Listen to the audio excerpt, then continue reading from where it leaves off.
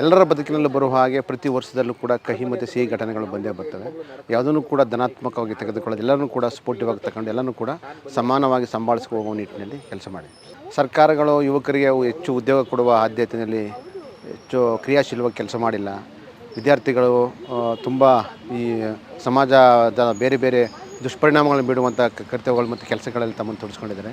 ಅದರಿಂದ ಹೊರಬಂದು ತಮ್ಮ ಬದುಕನ್ನು ಕಟ್ಟಿಕೊಳ್ಳುವ ನಿಟ್ಟಿನಲ್ಲಿ ಅವರು ತುಂಬ ಜಾಗೃತವಾಗಿರಬೇಕು. ಓದು ಎಷ್ಟು ಜವಾಬ್ದಾರಿಯುತವೋ ಸಮಾಜದಲ್ಲಿ ಮಿಳಿತಗೊಂಡು ತಮ್ಮ ಬದುಕನ್ನು ಅತ್ಯಂತ ಜವಾಬ್ದಾರಿಯುತವಾಗಿ ನಿರ್ವಹಿಸೋದು ಕೂಡ ಅಷ್ಟೇ ಮುಖ್ಯ. ಆ ನಿಟ್ಟಿನಲ್ಲಿ ಯುವಕರು ತುಂಬ ಕಾರ್ಯಪ್ರವೃತ್ತವಾಗಿ ಕೆಲಸ ಮಾಡಿ ಘಟನೆ ಅಂತೇನಿಲ್ಲ, ಬದುಕಿನಲ್ಲಿ ಎಲ್ಲರ ಬದುಕಿನಲ್ಲೂ ಬಂದು ಹೋಗೋದು ಸಹಜವೇ ಘಟನೆ.